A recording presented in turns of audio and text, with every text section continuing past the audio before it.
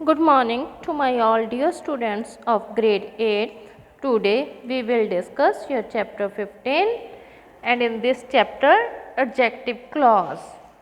Okay बच्चे, in our previous lecture we discussed phrases and today we will discuss clauses. So first question is, what is clause? Okay बच्चे, so clause is a group of words that contains a finite verb, a subject and a predicate and does not make complete sense.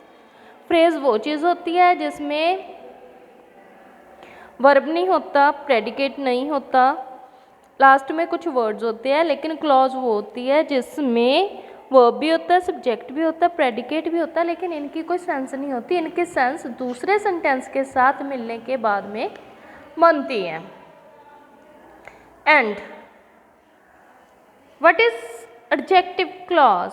Adjective clause is a clause that like an adjective qualifies a noun और pronoun. Adjective clause is a clause जो adjective के जैसे noun और pronoun को qualify करती है, उसकी खासियत बताती है।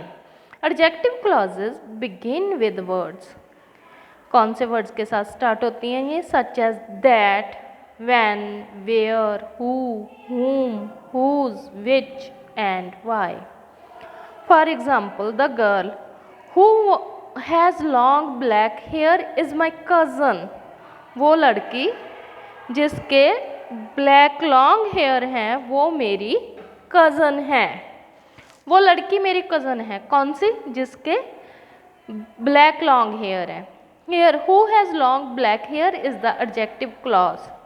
अगर हम इस सेंटेंस को इसमें देखो बेटा, सब्जेक्ट भी है, प्रेडिकेट भी है। Who is the subject and predicate has long black hair, लेकिन इसकी अपनी कोई सेंस नहीं है। अगर हम बोलें वो जिसके काले लंबे बाल हैं, तो उसके आगे हमें कुछ ना कुछ और सुनना है, कुछ और बताना है।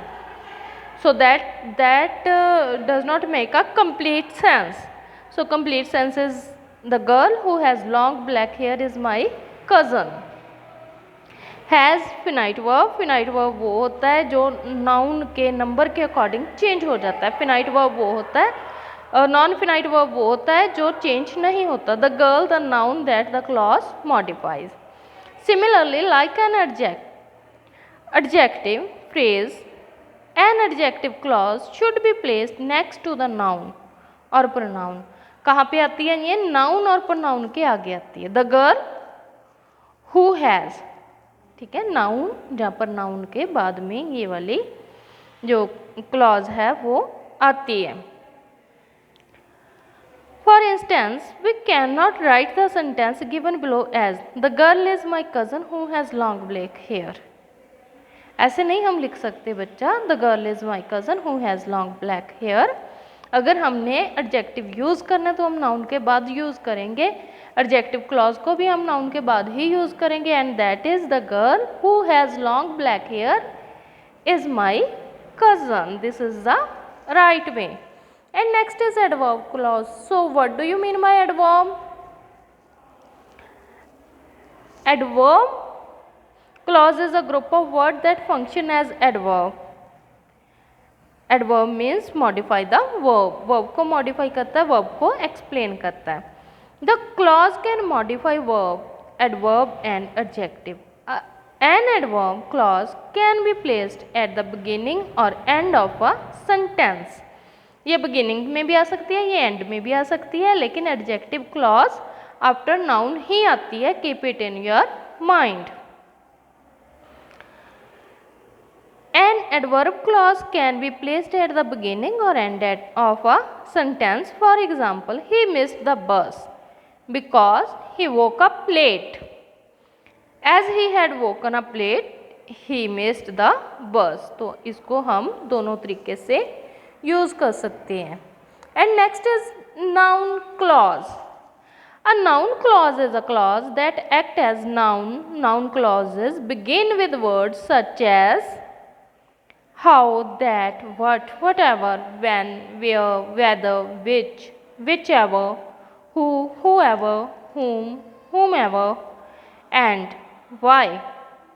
Noun clauses can act as subject, direct object, indirect object. एक सब्जेक्ट के तौर पे ये काम कर सकते हैं और ये ऑब्जेक्ट के बारे में भी बात कर सकते हैं.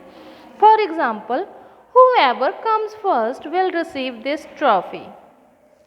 जो भी फर्स्ट आएगा ये ट्रॉफी उसको मिलेगी. सब्जेक्ट आ गया. सब्जेक्ट होता है जिसके बारे में हम बात करते हैं. प्रेडिकेट होता है क्या बात की जाती है. तो ये ट्रॉफी जो फर्स्ट आएगा उसको ये ट्रॉफी मिलेगी. I don't know what we will be doing this Sunday. Direct object is this. इसमें डायरेक्ट बात की गई है, डायरेक्ट ऑब्जेक्ट बताया गया है. मुझे नहीं पता. क्या नहीं पता कि हम इस संडे क्या करने वाले हैं. Next is I will give serious thought to what you just said. तुमने जो भी कहा उसको मैं सीरियसली सोचूंगा. हमें नहीं पता क्या कहा. सो this is the direct object. And next is your exercise. Beta, in this part you have 3 topics: adjective clause, adverb clause and noun clause. जो noun को modify करेगी वो noun clause है, जो adverb को modify करेगी वो adverb clause है, जो adjective को modify करेगी वो adjective clause है. Okay? And next is your exercise. Mention whether the highlighted clause are noun, adjective or adverb clause. Give the baby what it wants. क्या देना बेबी को जो वो चाहता है. तो नाम आ गया यहाँ पे, नाउन आ गया, noun clause. I have read almost all the books. मैंने तकरीबन वो सभी किताबें पढ़ ली हैं. कौन सी किताबें? किताबों को मॉडिफाई किया जा रहा है. So adjective clause which you have written. Okay, so this is adjective clause. Next is mother hardly took any rest because Romy was sick. Because is given there. Hardly took any rest. Mother को मुश्किल से कोई rest मिलती है, मतलब उसको rest नहीं मिलती. क्यों? क्योंकि रोमी बीमार है. तो एडवर्ब क्लॉज है बेटा. यहाँ पे उसके रेस्ट की बात की गई है, टू लेने रेस्ट करने की बात की गई है. Her story is what inspired me to work hard. Her story is okay what inspired me to work hard. So story की बात हो रही है. This is noun clause. And now next sentence is give me a call as soon as you reach. मुझे call करना जितनी जल्दी तुम आओगे. रीच को मॉडिफाई किया जा रहा है. This is adverb clause. Okay. We have a party after work today. So this is कब है party? Adverb clause. After work today. This is adverb clause.